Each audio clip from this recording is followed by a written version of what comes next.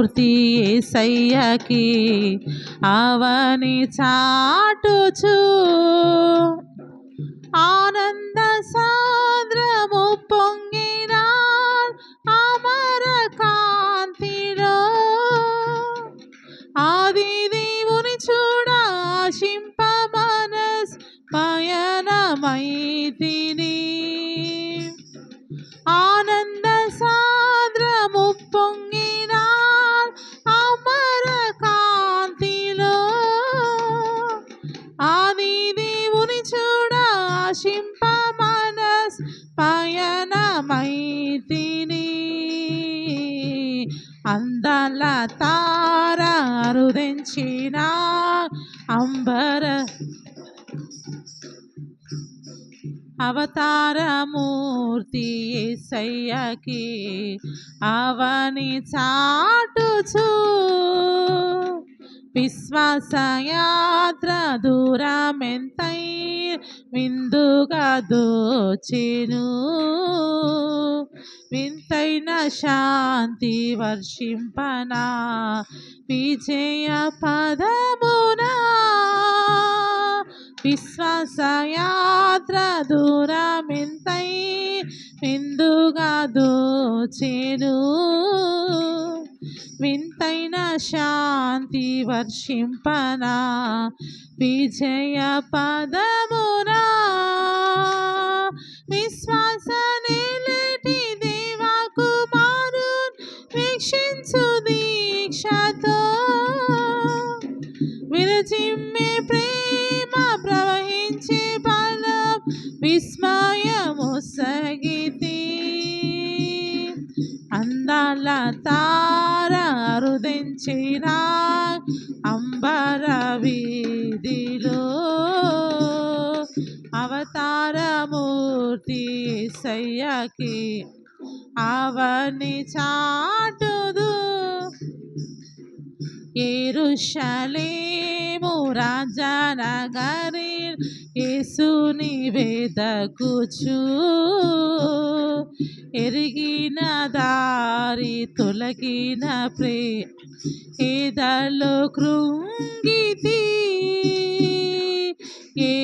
యెరూషలేము రాజనగరి యేసుని వెదకుచు ఎరిగిన దారి తొలగినవే ఏదలో కృంగితి యేసయ్య తార ఎప్పటి వాళ్ళ ఎదురాయే త్రోవలో ఎంతో పరపడుచు విస్మయమందుచు ఏగితి స్వామి కడకు యేసయ్య తార ఎప్పటి వాళ్ళ ఎదురాయే త్రోవలో ఎంతో బలపడుచు విస్మయమందుచు ఏకీతి స్వామి కడకు అందాల తార అరుదించిన అంబర వీధిలో అవతారమూర్తి యేసయ్యకి అవని చాటుదు విశ్వాసయాత్ర దూరమెంతై విందుగా దోచెను వింతైన శాంతి వర్షింపనా విజయ పదమునా విశ్వాస నిలిటి దేవా కుమారుని వీక్షించు దీక్షతో విరజిమ్మే ప్రేమ ప్రవహించే బలము విస్మయము సగితి అందాల తార అరుదించిన అంబర వీధిలో అవతారమూర్తి యేసయ్యకి అవని చాటుదు యెరూషలేం రాజా నగరిలో యేసుని వెదకుచు ఎరిగిన దారి తొలగినవే ఏదలో కృంగితి ఏసయ్య తార ఎప్పటి వాళ్ళ ఎదురాయి త్రోవలో ఎంతో బలపడచు విస్మయముందుచు ఏగీతి స్వామి కడకు అందాల తార అరుదించినాకి అంబర వీధిలో అవతారమూర్తి యేసయ్యకి అవని చాటుదు.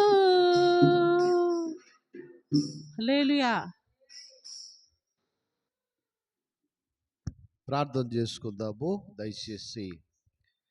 స్తోత్రం స్తోత్రం స్తోత్రం స్తుతి స్తుతి స్తుతి స్తుతి స్తుతి. మహాపరిశుద్ధుడు అయిన తండ్రి, మహోన్నతుడా, ప్రేమ నమ్మకం కలిగిన దేవా, అయ్యా నీ కొందనాలు స్తుతులు స్తోత్రములు ప్రభువా. ఈ ఉదయకాల సమయమునైనా ఆరాధనలో పాటల ద్వారా, ప్రార్థన ద్వారా, ఆరాధన ద్వారా నీ నామానికి మహిమ, అలాగే వాక్యం ద్వారా మమ్మల్ని బలపరిచి ఆదరించి సమస్త మహిమ ఘనత మీరే పొందుకోమని ఈ దూరాన సమీపాన నీ సన్నిధిలో ఉన్న ప్రతి బిడ్డలు మీకు అప్పచెబుతూ ఆయనే మనసు గ్రహించే హృదయము ప్రతి ఒక్కరికి సహాయం చేయమని యేసు నామములో అడుగుతున్నాం తండ్రి, ఆమేన్. హల్లెలూయా. మన ప్రభు అయిన యేసుక్రీస్తు నామములో అందరికి వందనాలు. దేవుడు మిమ్మల్ని దీవించును గాక.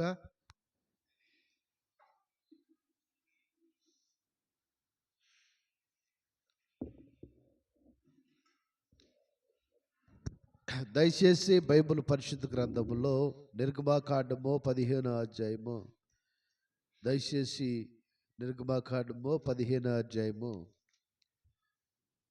బైబిల్ ఉన్న బెడ్లో చాలా జాగ్రత్తగా చక్కగా చదవండి. నిర్గమాకాండము 15వ అధ్యాయము ఫస్ట్ నుంచి 1వ వచనం నుంచి చదవండి దయచేసి.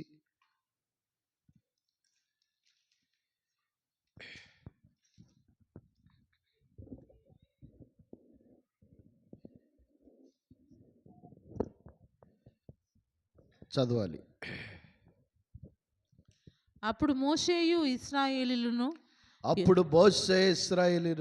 యెహోవాను గూర్చి కీర్తన పాడిరి. యెహోవాను గూర్చి గానము చేసేదను. చాలు. హల్లెలూయా. మోషే తన ప్రజలో ఏం చేశారనంటే దేవుడి గురించి సంతోషంగా గానము చేసి పాటలు పాడి ఆనందించారు. ప్రేమ దేవుడు బిడ్డలారా, ఈరోజు పనికి వెళ్ళేదానికి టైం అవుతుందని పరిగెత్తే వాళ్ళని మనం చూసాం.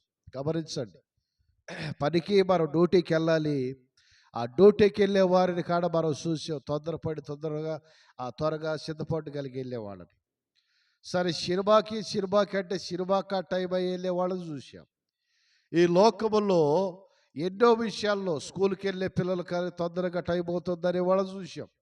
కాలేజీకి వెళ్ళే స్టూడెంట్కి వాళ్ళకి లేట్ అవుతుంది, వాళ్ళకి త్వరగాని వాళ్ళ టైం చూసాం.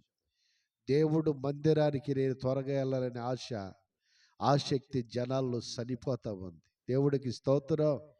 చూడండి ప్రేమైన దేవుడు బిడ్డలారా, ఎవరైతే దేవుడు మందిరానికి ఆసక్తి కలిగి వెళ్తారో, ఎవరైతే దేవుడి సన్నిధికి వెళ్ళి ప్రార్థన చేసుకోవాలనుకుంటారో, ఎవరైతే దేవుడు మందిరం టైం అయిపోతుంది, నేను పాటలు వినాలి, ప్రార్థన వినాలి, వాక్యం వినాలి, ఆరాధనలో నేను దేవుడి సన్నిధిలో ఉండాలని త్వరపడి వెళతారో వాళ్ళు మాత్రమే పరలోక రాజ్యానికి వారసులు. దేవుడికి స్తోత్రం. ఈరోజు దేవుడి యొక్క సన్నిధానంలో ప్రేమ దేవుడు బిడ్డలారా, లోకాసారంగా ఎన్నో స్కూల్కి టైం అవుతుందని, డ్యూటీకి టైం అవుతుందని, ఎటైనా బయటికి వెళ్ళాలంటే ఫంక్షన్కి టైం అవుతుందని మనం తొందరపడతాం. కానీ మందిరానికి టైం అవుతుంది నేను వెళ్ళాలని ఆశ జనాల్లో చాలా తక్కువగా ఉంది. కనుక ఒకసారి మీరు గమనించండి, మనం ఆరాధన చేయాల్సింది యేసయ్యకి.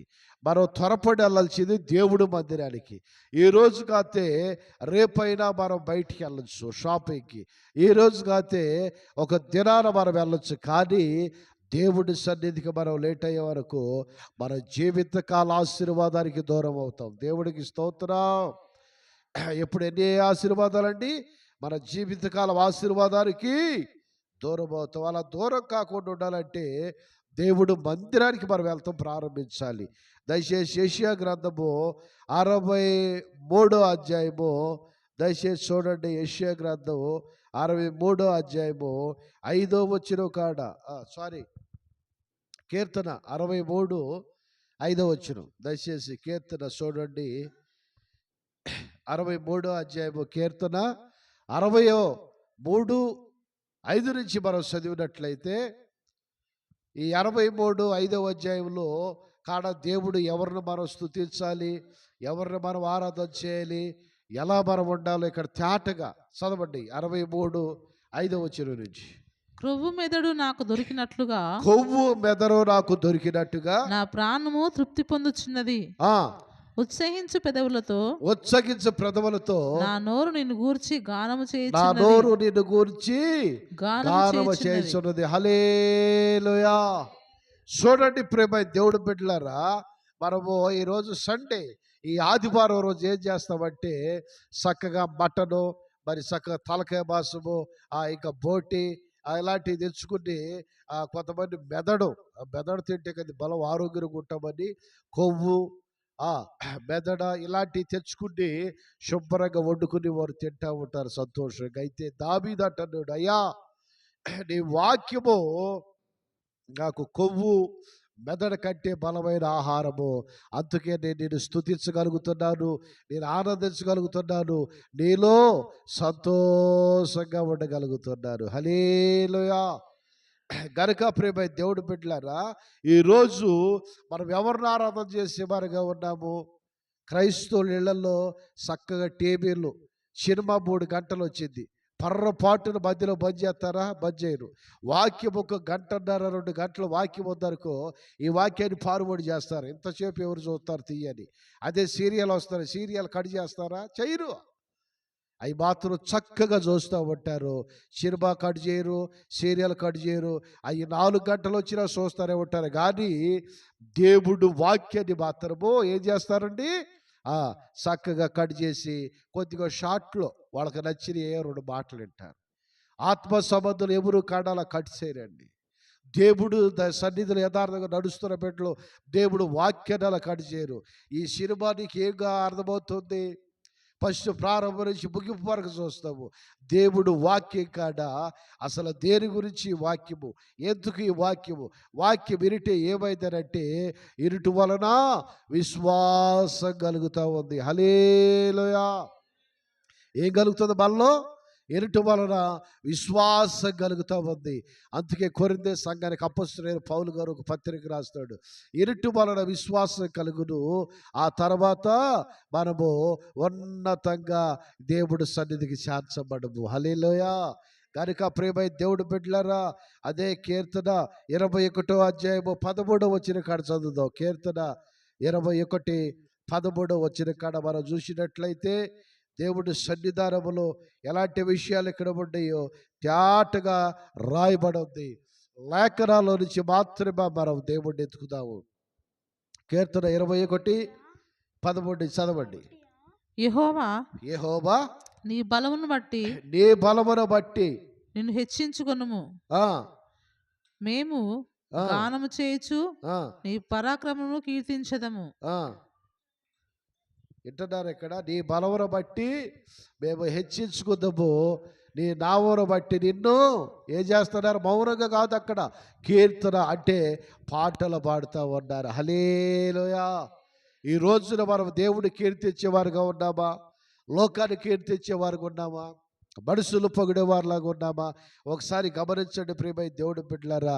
దేవుడి యొక్క సన్నిధానములో చాలా జాగ్రత్త కలిగి, భయభక్తులు కలిగి, వినయ విధేయతలు కలిగి ఎవరైతే ఉంటారో వాళ్ళు మాత్రమే పరలోక రాజ్యానికి వారసులు, దేవుడికి వారసులు. దేవుడికి స్తోత్రం. అందుకే పరలోక రాజ్యం మనకు కావాలనంటే మనం దేవుడిని స్తుతించేవారుగా ఉండాలి, దేవుడిని ఆరాధించేవారుగా ఉండాలి. దేవుడి విషయంలో ఏది కాడ వెనక తీసి వెనక చేసేవారుగా మనం ఉండొద్దు. గనుక ప్రేమైన దేవుడి బిడ్డలారా, ఆయన కొరకు మనం కనిపెట్టి, ఆయన కొరకు పాటలు పాడి, ఆయన కొరకు ఆరాధన చేస్తూ, ఆయన కొరకు మనం నిత్యం ఆయన స్తుతిస్తే ఆయన దీవెన మన కుటుంబాల సమృద్ధితో నింపుతూ ఉండింది. హల్లెలూయా. ఏం చేయాలి? నిత్యము స్తుతించాలి. ఎందుకు రోజు ఆయన మనం స్తుతించాలంటే, రోజు మనకు ఆరోగ్యం ఇచ్చి సజీవులుగా ఉంచుతున్నాడు ఒకటి. రెండోది వచ్చేసి మరి రోజుకి 3 సార్లు మనం తింటూ ఉంటాం. పొద్దున టిఫిన్, మధ్యాహ్నం భోజనం, మరి సాయంత్రం భోజనం. ఆ సాయంత్రం భోజనం చేయలేని వాళ్ళు ఏదో చపాతి ఏదో ఒకటి తింటారు. కానీ 3 సార్లు తిండి మానుకునేటట్టు అయితే మనం 3 సార్లు దేవుడు స్తుతించాల్సిన అవసరత లేదు. ఎందుకనంటే బతికున్న వాళ్ళు మాత్రమే ఆహారం తినేది. చనిపోయిన వాళ్ళు తింటారా? ఇప్పుడు దేవుడు రాజ్యంలో ఉన్న ఆహారం తినలేదు. దేవుడి సన్నిధిలో యేసయ్యను చూస్తూ వాళ్ళు బతుకుతూ ఉంటారు. కనుక ఈ లోకంలో మనం పడ్డా కనుక ఈ లోకంలో శరీర సంబంధమైన ఆహారం అవసరమే. కనుక ప్రేమైన దేవుడు బిడ్డలారా, దావీదు అంటున్నాడు, అయ్యా నీ వాక్యము నాకు కొవ్వు మెదడు కంటే బలమైన ఆహారంగా ఉంది, అందుకే నేను స్తుతించలేకుండా నేను ఉండలేకపోతున్నాను అయ్యా అంటాడు. Praise Lord. దేవుడిని స్తుతించలేకుండా నేను ఉండలేకపోతున్నానయ్యా అని చెప్పి దేవుడు ఎదుట కరాఖండిగా చెబుతున్నాడు దావీదు. అయ్యా నేను స్తుతిస్తున్నానంటే బలమైన నీ వాక్యం ప్రభువా, నువ్వు గొప్ప దేవుడివయ్యా, శక్తిమంతుడివయ్యా, నీ బలాన్ని బట్టి, నీ శక్తిని బట్టి, నీ పరాక్రమాలను బట్టి, నీ పరాక్రమ కార్యాలను బట్టి నేను ఏ రోజు కాడా మరుగై ఉండేవాడు కాదయ్యా. నీ సన్నిధానములో సమస్తము కాడ నీకు నమ్మకం కలిగి జీవించేంత వరకు నేను నా కుటుంబం కాడ ఏ రోజు నేను స్తుతించకుండా ఉండలేను ప్రభు అని చెప్పి దావీదు ఈ కీర్తన రాస్తా ఉన్నాడు. గనుక ప్రేమ దేవుడు బిడ్డలారా, దేవుడి సన్నిధానములో మనం గమనించాలి. నాకు తెలిసిన ఒక తల్లి మందిరానికి వస్తూ ఉండింది. దాదాపు మరి ఆ తల్లి ప్రతి సండే ఒక సండే కాడ మారుకోకుండా వచ్చింది. ఇప్పుడు కాడ మన మందిరానికి వచ్చింది. మందిరానికి వచ్చిన తర్వాత ప్రార్థన చేశాను. అప్పుడు కొద్దిగా బయటికి వెళ్ళే పని ఉందాయి అంటే సరే వెళ్ళి రమ్మన్న. ఎందుకనంటే దేవుడు సన్నిధి ఏ రోజు మర్చిపోయినది కాదు, ఏ రోజు దేవుడు మందిరానికి దూరమైంది కాదు. ప్రేమ దేవుడు బిడ్డలారా, దేవుడి సన్నిధిలో కాపాడుకుంటూ యేసయ్య వైపు చూస్తూ అంత మాత్రమే కాదు కానీ ఆయన మీద నమ్మకం కలిగి జీవించే కుటుంబం. దేవుడి స్తోత్ర. అక్కడ చూడండి, మనకు అక్కడ గోడ మీద ఒక సీనరీస్ ఫోటో కాపాడుతుంది. యేసు ప్రభు ఏం చేస్తున్నాడు, దాంట్లో శిష్యులందరికీ మరి శరీరం అంటే రొట్టె ఏరిసి ద్రాక్షారసం బల్లిస్తామన్నాడు. ఈరోజు మన కుటుంబాలంతా కాడ దేవుడు మందిరములో ఆ రొట్టె ఏర్చే దాంట్లో పాలు పంచుకోవాలి. ఆ సన్నిధానంలో దేవుడి రక్తాన్ని మనం తీసుకోవాలి. అలాగే మనం అందరం కాడ ఎలాగొక కుటుంబం లాగా దేవుడు సంఘమై ఉన్నప్పుడు సంఘములో అవయవాలుగా మనం చేర్చబడాలి. ఇప్పుడు కిడ్నీలు ఏదన్నా కొద్దిగా ఖరాబ్ అయినాయి అనుకో, ఇక మనిషికి అనారోగ్యం స్టార్ట్ అయింది. ఇప్పుడు ఏదైనా హార్ట్ కొద్దిగా ఇబ్బంది అయింది అనుకో, ఆ మనిషికి అనారోగ్యం స్టార్ట్ అయింది. అంటే యేసయ్య సంఘం అయినప్పుడు మనమందరం అవయవాలం అనమాట దేవుడి సన్నిధిలో. దేవుడి స్తోత్రం. ఎవరి పని వాళ్ళు చేస్తూ ఉండాలి. పరిచర్య చేసేవాళ్ళు పరిచర్య చేయాలి. దేవుడి సన్నిధిలో పాటలు పాడే బిడ్డలు పాటలు పాడాలి. ప్రార్థన చేసే బిడ్డలు ప్రార్థన చేయాలి. సంఘము బాధ్యత దేవుడు నాకు ఇచ్చాడని చెప్పి అనుదినము కాడ మనం దేవుడి సన్నిధిలో ప్రార్థన చేస్తున్నప్పుడు దేవుడు ఒక గొప్ప దీవెన మనకి ఇస్తామంటాడు. ఒక ఉన్నతమైన ఆశీర్వాదం మనకి ఇస్తామంటాడు. ఆయన కృపలో ఎన్నడూ మనల్ని విడిచిపాడు మరిచిపాడు. సమస్త విషయాల్లో కాడ ఆయన మనకి తోడుగా ఉండి మన ప్రతి అవసర ఆయన మహిమలో తీరుస్తూ ఉంటాడు. మరి మొన్న 7వ తారీఖు సాక్షి విన్నా కదా, యేసుబాబు అన్న తన కుమార్తె విషయంలో మరి పాపం ఎంతగానో ఆయన బాధపడి సాక్ష్యం చెప్పాడు. అయ్యా నా జీవితంలో నేను ఎంతో బాధపడ్డా, అసలు ఎన్నో ఇబ్బందులు పడ్డా, ఎన్నో సమస్యలు. కానీ ఒక పక్కన బిడ్డ ఇంటికి వచ్చి ఉంది, ఓ పక్కన బండి చూస్తే బండి మంచిగా లేదు, నాకే ఇంతకీ బాధని ఆయన చాలా బాధపడుతూ ఆ మంగళవారం రోజు ఒక మంగళవారం ప్రార్థన, ప్రతి మంగళవారం అక్కడ ఏరియాలో ప్రార్థన జరిగింది. ఒక మంగళవారం రోజు దేవుడు తనతో మాట్లాడాడు దైవజనుడి ద్వారా, ఇదిగో ఓపిక పట్టు, నీకు కావాల్సిన సమస్తము కాడ దేవుడు సమకూరుస్తాడు. ఆ తర్వాత మరి నిజంగా దేవుడు సన్నిధానములో ఎంతో కన్నీరు గార్చి ప్రార్థన చేశాము. తన కుమార్తె కాపురాన్ని దేవుడు మరి చక్కగా కలిపాడు. దేవుడు కుటుంబాన్ని కట్టాడు. దేవుడికి స్తోత్రం. ఆ తర్వాత బండి చాలా ఇబ్బంది పడుతున్నాడు. ఆయన బేరం చేస్తూ ఉంటాడు. ఆ వ్యాపారం చేసే విషయాలు చాలా బాధపడుతున్నాడు. ఆ బండి స్టార్ట్ కాక, ఆ బండి సరిగా కిక్కొట్టిందని కుదరక ఎన్నో ఇబ్బందులు పడే ఆ సమయంలో ఏమైందనంటే, దేవుడు మహాకృప. ప్రతి మంగళవారం వెళ్ళినప్పుడల్లా, అన్న అయ్యా ప్రార్థన చేయండి అయ్యా, అయ్యా ప్రార్థన చేయండి అయ్యా అని అంటే ఇదే మాట. చూడన్న, దేవుడైతే అన్యాయస్తుడు కాదు, నీకు మంచి బండి ఇస్తాడు అని చెప్పిన తర్వాత మరి మొన్న 7వ తారీఖు మందిరానికి బండిని తీసుకునే వచ్చాడు. హల్లెలూయా. 6వ తారీఖే బండి తెచ్చాడు, కానీ నేను లేని 6వ తారీఖు అయితే నేను బోరబాడులో ప్రార్థన ఉండి వెళ్ళా. చూడండి ప్రేమ దేవుడు బిడ్డలారా, 6వ తారీఖు ఉప్పల్లో ప్రార్థన చూసుకుని బోడెప్పల నుంచి మళ్ళీ ఇక్కడికి వచ్చి మందిరకాడి నుంచి మళ్ళా బోరబాడకి వెళ్ళి, బోరబాడులో నైట్ ఉండి మళ్ళీ పగల కాడ ప్రార్థన పెట్టి మళ్ళీ మధ్యాహ్నానికి మనం వేడికి ఇంటికి వచ్చా. చూడండి, ఎన్నో దేవుడు పరిచర్య అనగా ఎన్నో కష్టమైన పనులు ఉంటాయి, కానీ ఓపిక మనకు కావాలి. దేవుడికి స్తోత్రం. ఓపికతో ఓర్పుతో మనం ఉన్నప్పుడు దయచేసి కీర్తన 145వ అధ్యాయం తీయండి ఒకసారి. కీర్తన 145వ అధ్యాయము 7వ వచనం నుంచి చదవండి. 145 7వ వచనం. నీవు నీతిని ప్రేమించి నీ నీతిని ప్రేమించి భక్తిహీనతను ద్వేషించుచున్నావు. కావున దేవుడు నీ దేవుడే చిలికాండ్రై హెచ్చించినట్లుగా నిన్ను ఆనంద తైలంతో అభిషేకించి ఉన్నాడు. నీ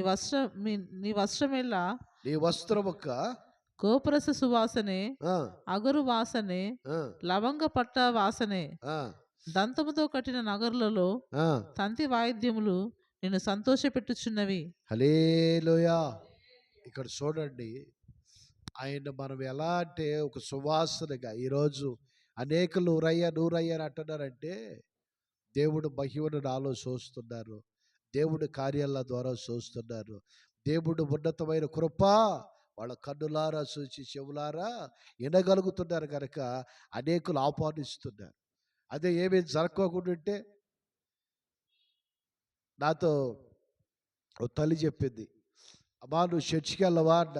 ఎందుకు వెళ్ళను పాస్టర్ గారు, వెళ్తానయ్యా, మా పాస్టర్ గారికి మరి అన్ని అనారోగ్యాలయ్యా, ఆయనకు షుగర్ బీపీ ఆరోగ్యం బాగోదు, ఏం చేస్తామయ్యా, ఇక అక్కడికి వెళ్తా ఉంటాను వస్తూ ఉంటాను అంటే, నేను అన్న ప్రార్థన చేస్తారమ్మా అని అడిగా. ఏమోలే పాస్టర్ గారు, అందరూ పోతున్నా, నేను పోతున్నా. దేవుడు స్తోత్రం. ఏమందా తల్లి, అందరూ పోతున్నారు, దగ్గరలయ్యా దగ్గరని నేను పోతున్నా. నువ్వు దగ్గర దూరమా కాదు చూడాల్సింది, పరిశుద్ధాత్మ చేత నడిపించబడుతున్న దైవ సావుకులు, ఉన్నట్టుగా వాక్యాన్ని బోధించే సావుకులు, దేవుడు ఆత్మచేత, దేవుడు కృప చేత, దేవుడు వరాలతో ఫలాలతో నడిపిస్తబడుతున్న దైవజనుల వద్దకు నువ్వు వెళితే నువ్వు నీ కుటుంబం దీవించబడతారు. దేవుడికి స్తోత్రం. మరో సూచ్యం కింద ఎస్తేరం తల్లి గారు కన్నీరు పాపము నేను చూడలేకపోయేవాడిని, ఎంతో బాధపడేది. ఆ అన్నం తినక సరిగా తలకాడ దూకోక చాలా బాధపడేది. బిడ్డ ఈ స్థితిలో ఉందని చెప్పి నేను చాలా బాధతో కన్నీళ్ళతో ప్రార్థన చేశా. కుమారుడు ఒకటే అన్నాడు, అమ్మా నాకు వద్దంటే వద్దన్నాడు, కావాలన్నాడు, వద్దన్నాడు. అమ్మా వద్దంటే ఏమైంది, ప్రార్థన చేసి ఇదిగో వద్దంటే మీకు చెప్పేది నరమూసుకున్నాడండి అని అనుకోకుండా ఈ అట్టగడ్డ ప్రార్థన చేస్తూనే ఉండం. ఒకరోజు నేను దేవుడిని అడిగా, అయ్యా నాకు ఏది మరుగు చేయవు కదా, నా తల్లి సరిపోయేదే నాకు చూపించింది దేవుడివి, మా మావ చనిపోయేది చూపించింది దేవుడివి. మా అత్తగారు కొన్ని రోజులు చనిపోయేదనగా తన మరణం ఎలా ఉంటుందో చూపించింది దేవుడివి. నీ సావుకుండి నీ దాసుని కదయ్యా, యవ్వన బిడ్డ వివాహ విషయంలో నాకు తెలియపరచు. దేవుడికి స్తోత్రం. ఆ అమ్మాయి ఫస్ట్గా మన మందిరానికి వచ్చింది. మన మందిరానికి వచ్చారు ఇక్కడికే. ఆ పండగ క్రిస్మస్ పండుగ ఈస్టర్ పండుగ నాకు అది గుర్తులేదు, కానీ పండగకు వచ్చారు. పండగకు వచ్చినప్పుడు నేను అంతగా, ఎందుకంటే చాలామంది వస్తారు కదా, నేను ఎవరితో మాట్లాడాలి, కొత్త కొత్త వాళ్ళు వస్తారు, ప్రార్థన చేసేదానికి నాకు టైం ఉండదు. సరే మొత్తమే ప్రార్థన చేశా. ఒకరోజు అన్నాను, అబ్బా మరి మన మందిరానికి మీతో పాటు ఎవరు యవన పిల్లలు వచ్చారమ్మా అని అడిగా.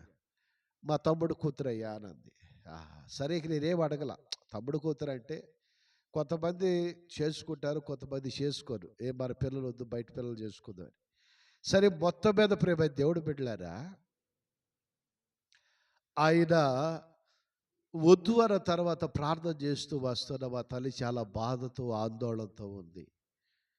ఎన్ని డబ్బులు ఇస్తే ఆ బాధ తగ్గింది చెప్పండి? మామూలుగా ఏమి ఇస్తే, ఓ బిర్యానీ పెడితే ఆ మనసులో బాధ తగ్గిందా? తగ్గదు. కానీ ఆ మనసు సంతోషపడాలంటే దేవుడు తన కుమారుడికి వివాహము జరిగించాలి, ఆ బిడ్డతో జతపరచాలి. ఒకరోజు ప్రార్థన చేసి పాస్టర్ గారు, నేను వాళ్ళ ఇంట్లోనే ప్రేరు, వాళ్ళ అన్నయ్య మ్యారేజ్ డే. ఆ రోజు పెళ్లి రోజుకి ఇంచుమించు ఒక 70-80 మంది భోజనం చేసినట్టు ఉన్నారు. మమ్మల్ని మీరు రావాలనంటే సరేలమ్మా అన్న. లేదు లేదయ్యా మీరు రావాల్సిందయ్యా, మీరు రావాలని పాపం పిల్లల కాడ చెప్పారు. సరేనని చెప్పి నేను పాస్టర్ గారు ఇక పిల్లలు అందరూ వెళ్ళిన తర్వాత అక్కడ ప్రార్థన అంతా అయిపోయింది. అందరం ప్రార్థన చేసా, భోజనం చేసుకున్నాము. సరే మేము బయటకు వచ్చిన తర్వాత, తమ్ముడా సరే మేము వెళ్ళొస్తాం అయ్యా అన్న. సరేనయ్యా అన్నాడు. పాస్టర్ గారు ఉండబట్టలేక మాట అడిగింది. ఎవరంటే, అయ్యా ఇదిగో నేను నా మాటగా చెబుతలేదు, దేవుడు మాటగా చెబుతున్నాను. అమ్మాయిని చేసుకున్నాను, అమ్మాయి చాలా చక్కగా ఉంది, బాగుంది. దేవుడు ఏర్పడేట్టుందేమో, ఎందుకంటే ఒక సంబంధం వచ్చినా అది కుదరలేదు. చూసాం మేమే, కానీ అది కుదరలేదు. ఇది దేవుడు ఏర్పట్టేమో, అమ్మాయి చేసుకోయ్యా అని అంది. కాదులమ్మా మీరు ప్రార్థన పెట్టారు కదా, వెళ్ళిపోండి అట్టల్లా.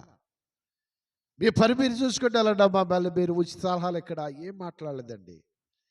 దేవుడు మహాకృపను బట్టి ఆ యవన బిడ్డ తమ్ముడు ఏమన్నాడంటే, అమ్మా సరేనమ్మా అన్నాడు. అని నవ్వాడు. అమ్మా సరేనమ్మా అని నవ్వాడు.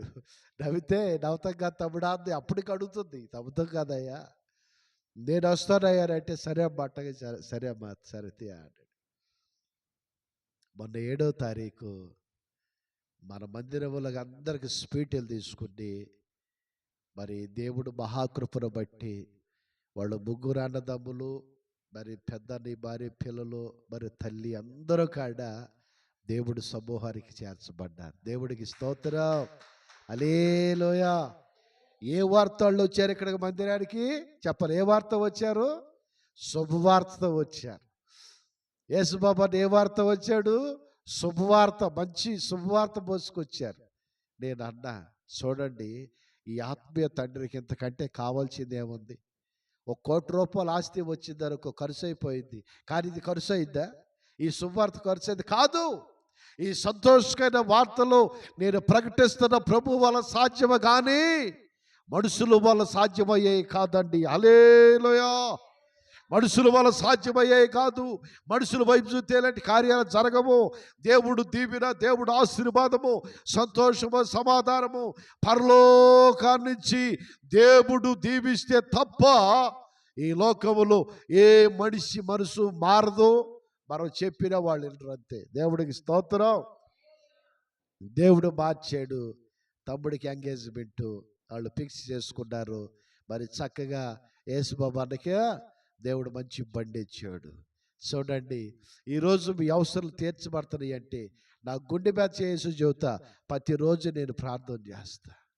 నేను ఏ రోజన్నా ప్రార్థన చేయకపోతే పాశంతో అంట, ఈ పూట నాకు అన్నం వద్దమ్మా.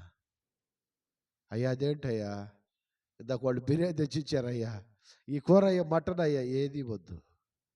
ఒకవేళ కూర లేదని తిట్టలేదని మీరు అనుకుంటారు.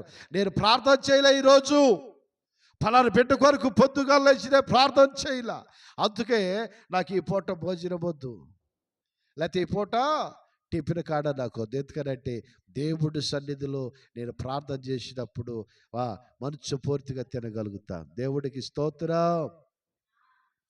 గనుక ప్రియమైన దేవుడు బిడ్డలారా, ఆయన వైపు మనం చూసేవారమై ఉండాలి. దేవుడు సన్నిధానంలో యథార్థత కలిగి ఉండాలి.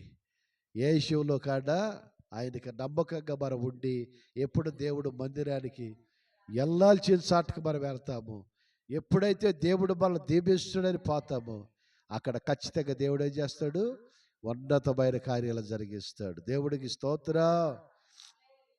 సంతోషము, ఆనందము ఇలాంటి ఎండే కాడ మనం చూస్తూ ఉంటాం. ఎప్పుడు జరుగుతాయి అంటే ఈ కార్యాలు దేవుడు సన్నిధిలో మాత్రమే కార్యాలు జరుగుతాయి. దేవుడికి స్తోత్రం. ఇప్పుడు ఆనందము, రేపు మంగళవారం అక్కడ స్వీట్లు ఉండి జాగ్రత్త. మంగళవారము యేసుబాబు బండి పార్టీ ఉంది అక్కడ, ఎవరికి వదిలిపెట్టడు, అస్సలు ఎవరికి తగ్గేది లేదమ్మంటాడు. చూడండి బిడ్డల సంతోషమే తండ్రి సంతోషం. ఏదో కోట్లాస్తి కూడబెట్టుకుంటే నేను ఒక్కడే సంతోషంగా ఉండేది కాదు, కానీ సంఘంలో ఉండే ప్రతి బిడ్డ సంతోషంగా ఉండేది నిజమైన నా సంతోషము, నిజమైన నా ఆనందం. అందుకే ప్రేమ దేవుడి బిడ్డలారా, మీ కొరకు, మీ కుటుంబాల కొరకు, మీ బిడ్డల కొరకు ఏ విషయంలోనైనా నా పర్సనల్గా తీసుకుని ప్రార్థన చేసేది. ఎందుకనంటే నా బిడ్డల ఆనందమే నా ఆనందం, నా బిడ్డల సంతోషమే నా సంతోషము. ఈ మనసు దేవుడిది, దేవుడు కోరుకునే మనసు అది. దేవుడికి స్తోత్రం. వాళ్ళు ఎలా ఉంటారో నాకు సంబంధం లేదు, వాళ్ళతో నాకు ఇబ్బంది లేదు, నా బట్టుకుని మంచిగా ఉండాను, ఈ ఆలోచన నాలో ఉండదు. ఎందుకనంటే ప్రభు నడిపించేవాడిని, ప్రభు బతకబట్టే బతికేవాడిని. ప్రభు ఇప్పుడు రారంటే పోతంతే. ఈ లోకంలో నాకు ఏ ఆశలు లేవు, ఏదే కాడ నాకు శాశ్వతమైంది కాదు. గనుక ప్రియమైన దేవుడు బిడ్డలారా, ఆయన వైపు చూసేవారుగా మనం ఉండాలి, ఆయనతో మనం సంతోషంగా ఉండాలి, ఆయనతో మనం ఆనందంగా ఉండాలి, ఆయన ఆరాధించే బిడ్డలమై ఉండాలి, ఆయన స్తుతించే బిడ్డలమై ఉండాలి. దావీదు అంటాడు, అయ్యా నీ వాక్యము నాకు కొవ్వు మెదడు కంటే బలమైన ఆహారము, అయ్యా నీ వాక్యము నాకు ఉన్నతమైన కృప, అయ్యా నేను స్తుతించుకోండి నేను ఉండలేను ప్రభువా. చూడండి ప్రేమ దేవుడు బిడ్డలారా, నేను స్తుతించుకోకుండా నేను ఉండలేనయ్యా. ఎందుకు ఈ మాట అంటున్నాడంటే, ఆయన మన వైపు చూస్తూ దేవుణ్ణి మనము ఆరాధన చేసేటప్పుడు ఆయన ఖచ్చితంగా ఏం చేస్తాడు, ఉన్నతమైన కార్యాలు జరిగేస్తాడు. కనుక ప్రేమ దేవుడి బిడ్డలారా, దేవుడి సన్నిధానములో ఆయన పాడాలి, స్తుతించాలి, ప్రార్థన చేయాలి, ఆయనలో సంతోషపడాలి. మన అవసరం ఏదైనా సరే ఆయన తప్పక చేస్తాడు, తీర్చే దేవుడు. దేవుడి వాక్యాన్ని దీవించి ఆశీర్వదించునుగాక. వాక్యం కొరకు ఆత్మీయ తల్లి ప్రార్థన చేసింది, మనమందరం ఏకీభవిద్దాము. దేవుడికి మహిమ కలుగునుగా.